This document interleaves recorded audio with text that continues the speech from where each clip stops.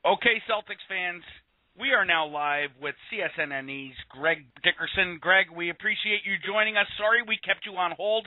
Thank you for giving us the time to bust on Meta World Peace while we were waiting for you. Not a problem at all. I'm just hanging out in my basement. Hey, on the dehumidifier. No, I'm sitting on a box that I have now broken. It was full of Christmas stuff that's hanging around my house. You know, we often tell the story of how our first interview with you was while you sat in your basement on your dehumidifier. Yeah, I thought about it. I thought about sitting on the dehumidifier again, but this time I decided to sit on the box, and as soon as my wife finds out that I broke the top of the box, she's going to be pissed. But she'd be even more pissed if I was upstairs waking her or my son up. So I'm better off down in the clutches of my basement. Well, Greg, we appreciate you joining us, and we apologize for making you wait again. The switchboard didn't show your call-in number, so you were on time. We were saying that BPaul was going to give you a noogie if you were late. No need for that. We appreciate you joining us. How good is it to have NBA basketball again? Were you out in Toronto yesterday? Yeah, I was in Toronto. We did the game yesterday, and it was NBA basketball. It wasn't much more than that. I don't think you could really tell much out of one preseason game after 6 days at camp, but it was just nice to be back and to show you what kind of just sick, perverted whack job I am while I'm watching the San Francisco-Pittsburgh Monday night game at, I think it's 10 or 10:30. I'll be switching over to NBA TV to watch the Lakers and the Clippers. Well, I think we're all... That's a really sad statement on my part that I want to watch the preseason basketball game, but I do. You know what? I don't think so, because we're all doing the same thing. I was telling BPaul prior to you coming on, I was watching teams the last 2 days that I forgot had existed. Anything to watch hoops, to watch basketball. And I'll tell you, one thing we did walk away from this preseason game with is knowing who Stiesma is, correct? Stiesma. Greg Stiesma. Greg Stiesma. I wrote an article today and had to Google him twice to spell the name right. Tell us a little bit about this guy. He had his shining moment with the tip-in. Tell us what this guy's all about. And what do you think his future is? I don't think he's going to stick on this roster. I mean, he had a nice play at the end, and it was.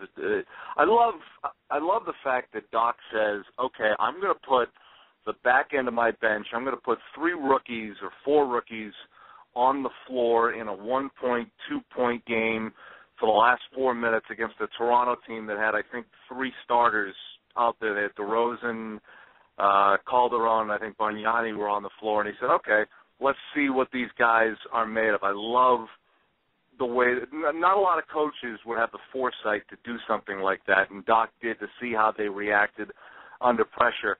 I don't know much about Stiesma, to be honest with you. He was the NBDL Defensive Player of the Year last year. I have yet to talk to him because there are just so many new guys and new faces that I'm trying to get familiar with on this basketball team. I'll be surprised if he's on this final roster, but with the dearth of big men on this team, he's got a shot. But I wouldn't be surprised if he goes back to the D League. Now, if I remember correctly from what somebody told me, since he's not Celtics property, he couldn't go to Portland, so I think he goes back to Sioux Falls. I could be wrong about that, but I think if he goes back to the D League, it won't be in a Portland uniform.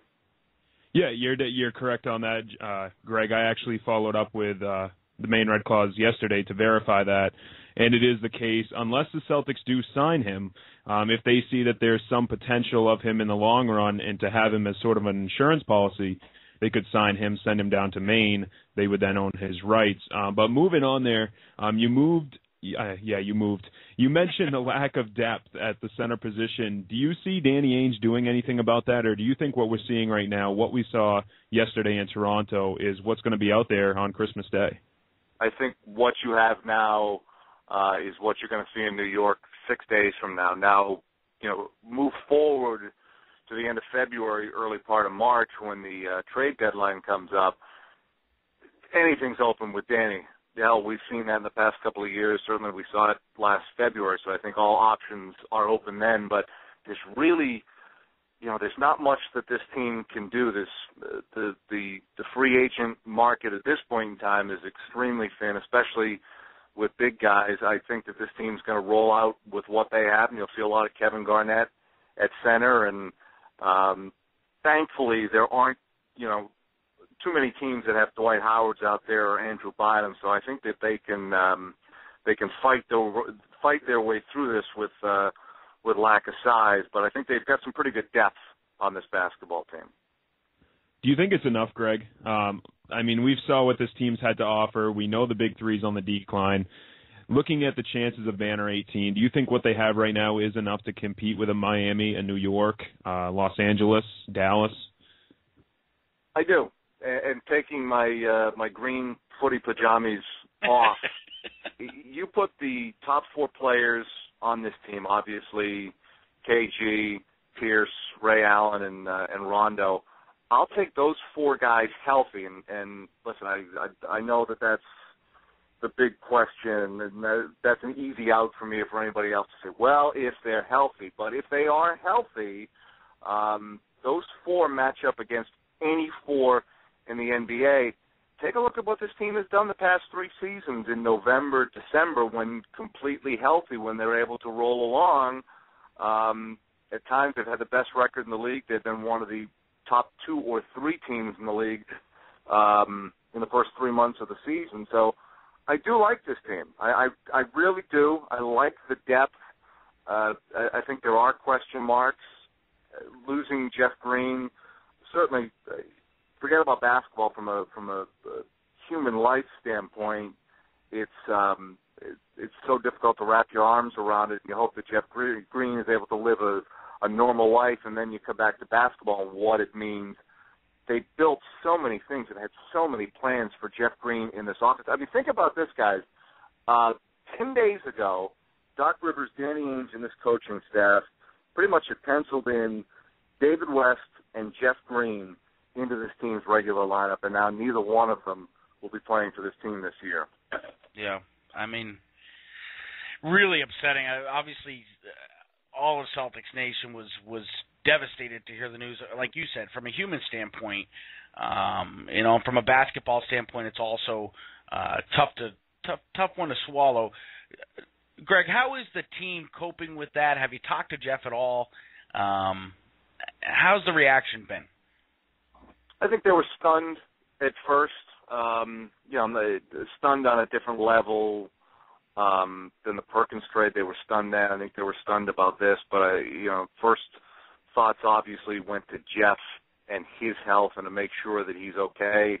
From a basketball standpoint, I think every player and every coach is saying, okay, where do we go from here? Because Jeff showed glimpses last year, and even he admitted a couple of times when I talked to him before this diagnosis came out, he said, I wasn't really comfortable as a player when I came over. I wasn't doing the things that I should have been doing. I wasn't aggressive enough. He was still trying to learn the 3 position or the 4 position when he played the 3 so much in Oklahoma City. So I think that comfort level wasn't there for him. And for this team, there may be some bumps in the road as they get used to playing with one another. But the whole Jeff Green situation, from a basketball standpoint, it really threw a monkey wrench into KG and Rondo and the rest of the starting 5. What's it going to mean minute-wise for guys like KG? Extended minutes. Where do you think is a comfortable area for Doc to keep Garnett's minutes at this point? I think it depends on the game and the stretches of games. When you get to that back-to-back in March, when you get into I think it's 8 games in 12 days, that's when you really manage the minutes. The schedule in January and early part of February isn't too bad. Certainly you'd like to drop KG's minutes a little bit. Certainly you want to tinker with it. I'd be comfortable. I think Doc would be comfortable with about the 30-minute mark. I'm more, I'm looking more at a guy. The loss of Jeff Green means more to somebody like a Paul Pierce. Yeah. Here's Paul getting a chance to sit and rest and not play 37 minutes a game. But I think you're going to see more than a few 36, 37-minute games for Paul Pierce because there is no Jeff Green necessarily to back him up. I think that's where Marquis will step in. But for KG, Doc really pushed him yesterday. Doc said he wanted to blow his lungs out yesterday, and he played 24 minutes, which is probably more than any first preseason game he's ever played. But in terms of, I think Doc has to take it pretty much game by game with the minutes with Kevin Garnett. Celtics fans, NBA fans, you're listening to the Celtics Late Night Show on www.clnsradio.com. We're live with Comcast Sportsnet New England Celtics sideline reporter Greg Dickerson. We're talking Jeff Green here in the hole that he fills in the basketball rotation with the Boston Celtics. And you mentioned the name Marquis Daniels, Greg. All of a sudden, this guy has become significantly important to the success of this team. Do you think that he can stay healthy this year? We know his injury problems. We're trying to not take them too seriously because we don't want to get frustrated with this situation. But do you see Marquis Daniels as being a reliable backup there that can help to fill the gap that losing Jeff Green? Let me add to that too. God forbid we were to lose Marquis. Where the hell does that leave us? Screwed. That's where it leaves us because Marquis can play a couple of positions, and he means so much to this team off the bench. Again, I hate to put the caveat on it if he stays healthy. And listen, Marquis has had his health problems, not just with the injury last February 6th with Gilbert Arenas, but the thumb as well. If he's healthy, I think he becomes one of the better bench players all around the league. Just watching him in practice a couple of times and watching him in the game yesterday in Toronto, it brings back, the memories of Marquis Daniels when he was healthy early last year and early 2 years ago, where he was just silky smooth. Everybody I've talked to who have been teammates of Marquis Daniels just say he's got this deceptive quickness to the basket that all of a sudden he gets into the lane and you look and you say, how the hell did this guy get by me and get to the basket already? But he does that so often and so well, and it's weird.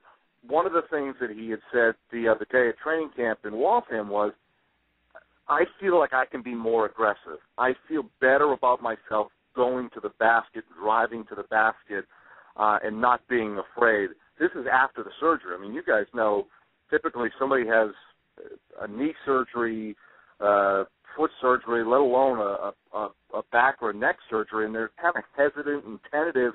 He's just the opposite. He says he doesn't feel hesitant or tentative anymore.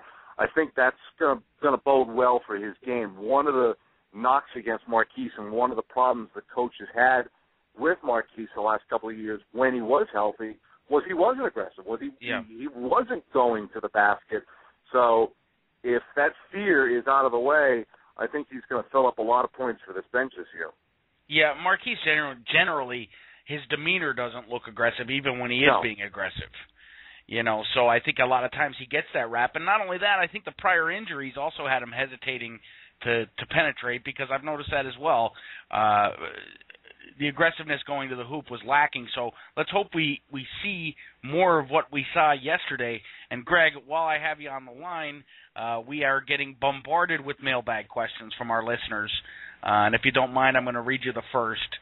It says, Greg, a lot of experts are talking about the Knicks like they are contenders now because of Chandler. I don't believe he is like KG and his effect on the overall defense. All right, blah, blah, blah. Okay, now that they let Chauncey go, how overrated do you think the Knicks are, and do you really view them as a legitimate threat to the Celtics? If the Celtics are healthy, the Celtics are better than the Knicks. They're better all around than the Knicks. Listen, the Knicks will be fun to watch. You guys and me and everybody else will turn into MSG and watch them on League Pass to be able to see Stoudemire and to see Melo and to some extent Tyson Chandler. They'll be fun and exciting, but Mike D'Antoni's teams, they don't win in the playoffs. They don't scare me in the playoffs. They don't. Here's the thing about the Knicks. I'll get to the question right now. I'll answer right now. Yeah, they are overrated. They're overrated because they get three big names or 2.5 big names. They don't have a point guard. I don't think the system works come playoff time, and they have zero depth. With a 66-game compacted season, the teams with depth, the teams that go 10, maybe 11 into their bench, I think are going to be the scary, good teams. Look up and down that Knicks roster. It's terrible. I mean, if they're counting on Baron, think about it. They're counting on Baron Davis to come back 6 or 8 weeks from now with his back injury to give them some help at the point guard position, some help with depth. Good luck to them with it. They'll be fun, but I don't see them as a true threat in the East. Second mailbag question. Okay. How do you feel about Keon Dooling, and what do you feel his role will be with the team? True backup point guard, leader. They tried to get him a couple of years ago. They were interested in him when he was in Orlando 2 or 3 years ago. I think he is that solid, reliable backup point guard that this team has been searching for behind Rondo for years. I mean, look at some of the names that they've thrown out there, from Stephon Marbury, Sam Cassell. Delonte was, up and down last year. Obviously, health was the biggest problem with Delonte. Help me out, because I had the same problem yesterday. Who is the other point guard that they tried to run out there to back up Rondo that I'm just drawing a blank on? Cassell? Did you say Cassell? I said Cassell, West. There was Marbury. There was one other point guard that they tried to run out there that I'm drawing a blank on. But I think what Keon brings is stability at the backup point position, someone you can rely on to give Rondo a breather. He's not going to be spectacular. He's not going to be Delonte West-like. He's not going to have the name of Stephon Marbury, but he's just going to be a good, solid leader. And the bench as a whole, and it starts, I think, with the two guys we've talked about, Marquis and Keon Dooling. The one thing I've gotten from a couple of guys the first week of training camp is they use words or phrases like mature when talking about their bench. This is a vastly different bench than what we saw last year. I think that you're going to see a group of guys that are a little bit more grown up and approach the game differently than what we've seen the last couple of years with this bench. It seems to me, and correct me if you disagree, seems to me that the bench has less celebrity and more substance this year. There's more fundamental talent on the bench, less of the Rasheed Wallace, Shaquille O'Neal, even Jermaine O'Neal, now that he's a starter this year, obviously. But, in seasons past, we brought in a big-name vet in the twilight of their career, looking for their last chance to win their last title. And this season, it seems like we're going with a little bit more athleticism and a little bit more substance, and like you said, seriousness. Correct me. What are your thoughts on that? Yeah, no, you put it very well. It's substance over style points. You look at Brandon Bass, or if you're somebody around the league and you say Brandon Bass, they're going to go, Chris Wilcox, 7th, 8th pick in the draft, hasn't done much. They're going to look at Keon Dooling, think backup point guard. But as a collection, this is just a very solid, deep group. I talked to somebody with the Raptors organization yesterday in the waning minutes of the game, and they said, wow, Brandon Bass, you overlook Brandon Bass, and he just said he's just such a good, solid, fundamental basketball player. And I think when Brandon Bass, and he admittedly said this yesterday, he said, when I get in shape, I think you're going to see a much better Brandon Bass. Same goes for Chris Wilcox. He's just not in game shape. Chris Wilcox has to get in game shape, but this bench as a whole is versatile. They're a little bit more serious. They're a little bit, you said it, it's substance over style points. You don't have the circus atmosphere on the bench that you've had the last couple of years. Greg, pulling off the Brandon Bass comment you just made, we have a question from our chat room. How do you like Bass, and do you feel he's adequate as a primary backup? I love Brandon Bass, and I'm not saying that because he's a Celtic. 2 years ago, you guys probably remember the Eastern Conference Finals against Orlando, and you remember the Celtics went up 3-0, and I remember at the time sitting with Sherrod Blakely, who's our insider at CSNNE.com, and he and I kept having a back and forth the first couple of games of that series, and we said, where's Brandon Bass? What is Stan Van Gundy doing? This is the perfect time to get this guy out on the floor. They need some energy. They need some oomph. And if you go back and you look at the box scores, finally, games 4, 5, 6, he finally got into the rotation for the team. He was never really used well when he was brought over from Dallas in Van Gundy's system. I think Doc will take full advantage of Brandon Bass. He's a guy who can hit that 15-footer. He'll go to the boards. He'll attack. He can play some defense. He can score around the hoop. Great, and I mean great character guy. And again, he self-admitted he's not in the best of shape. When he does get in better shape, I think fans are going to fall in love with Brandon Bass. To me, it's a no-brainer, Brandon Bass over Glenn Davis. Gabe Pruitt. Is that the point guard? No, geez, we're all missing this one. Who? Carlos Arroyo? No, it's not Carlos Arroyo either. Start coming out of the chat room. I can't forget. Yeah. Robinson? Nate, thank you. Nate Robinson. Thank you very much. That's the name. I'm trying to forget the Nate Robinson era. That's why I couldn't come up with the name. I try to block it out of my brain, as are the Oklahoma City Thunder. Yeah, I believe so. Go ahead, BPaul. Well, did he ever teach you how to Dougie, or did Big Baby do that? They look at me and they say they're not even going to try. I get no moves whatsoever. They don't want to waste their time. Well, moving on, Greg. We know you're pretty high up on Brandon Bass right now. The other guy that a lot of people are talking about is Chris Wilcox, the player the Celtics spent the MLE on this season. Offensive rebounds. What do you think of this guy so far? Is he going to have a solid role coming off the bench for this team? Yeah, he's going to have to, based on the loss of Jeff Green and obviously the David West deal not going through. They have to have him be a solid contributor off the bench with rebounds. He's a guy who can score a little bit. I think he averaged double digits in scoring 3 or 4 times in his career. He's never been to the playoffs. I like guys who are put in a position where they're playing for a contract, and that's exactly what he's doing. He's playing for a contract.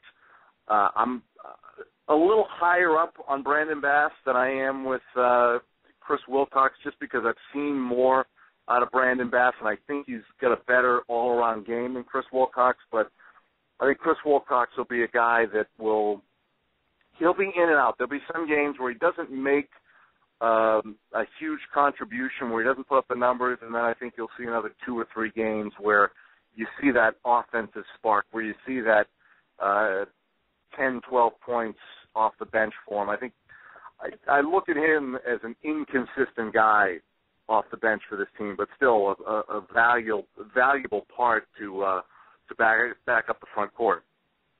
Would you compare him to, do you see his role being more like a Sheldon Williams or more towards a big baby?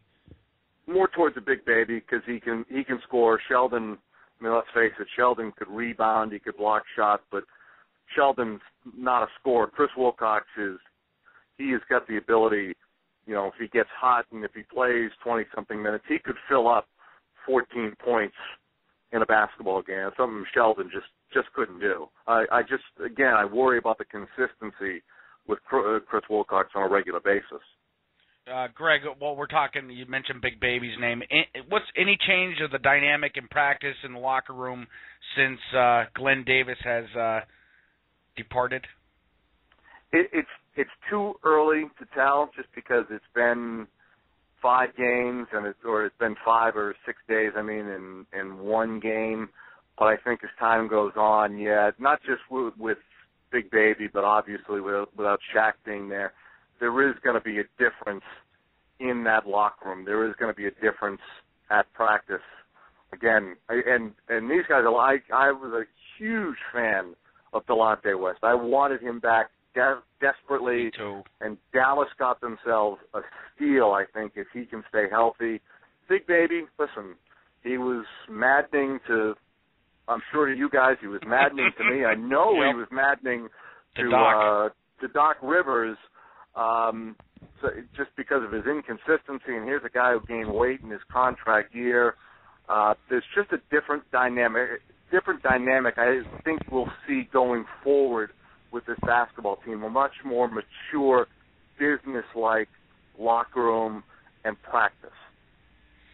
Greg Dickerson, we appreciate your time. We want to get you out of the basement, so we're gonna. Who says my wife's gonna allow me out of the basement? After this, hey man, you could crash on my couch. It's all good. I'm about 5 hours away, but long drive. You get a lot of thinking you could get done. But Greg, Merry Christmas. We appreciate your time as always. It's always an honor to have you on the show, and my God, I can't wait for the regular season to start. So in Pennsylvania, I get the league pass, and I can watch you, Tommy, and Mike. I can't wait, man. And Sherrod. And Donnie, and the other guy. Who's the other guy? Who's the other guy that I'm forgetting? What's his name? Tangway. Tangway, that's it. Gary Tangway, that's right. That's the guy. I forgot about him. Well, I appreciate you guys. I really appreciate you guys having me on the show anytime, and thanks for watching. League Pass is going to be a blast this year, if it isn't every single year. By the way, I'll sneak this in. Sacramento, that's my team to watch this year on League Pass. They're going to be fun to watch. Yeah, that's a good one. I'm looking forward to Indiana as well. I really want to watch Indiana. And Atlanta, we could keep going down the list. But, Greg, I got to tell you, and this just doesn't come from me. It comes from my listeners in Pennsylvania. We cringe when a national broadcast is on because we lose you guys, and we got to watch the Stooges on the Nationals. So you guys keep up the great work. I mean, I've been listening to Tommy and Mike since I'm a little kid, honest to God. So appreciate it. And that was a long time ago. And that was a long time ago. Hey, so was I. I really appreciate that. I couldn't work with a better group of guys. Mike Gorman is every bit as good as he seems on the air. He's just the nicest guy you'd ever meet. Tommy is just so much fun and a blast.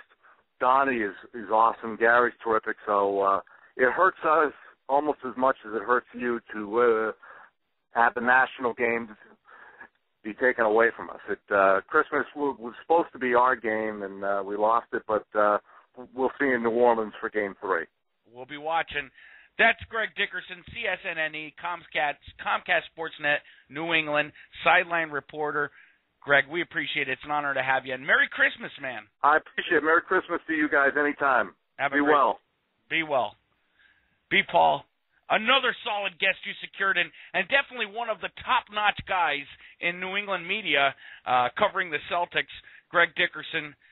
You could catch him out on Comcast Sportsnet. If you have League Pass, check him out there. He said he's back in action in New Orleans. And then, of course, Brandon, CSNNE.com, Jessica Camaretto. Let's go down the list. Sherrod, I mean, there's so much good coverage there. Levine. So everybody... stay tuned to Comcast just as much as you stay tuned to us. BPaul, let's take a commercial break. We'll come back and open the call lines. Sounds good to me. And what is that number, Gelso? It is area code 877. That's toll free. 784-3047. We'll be right back after this commercial break.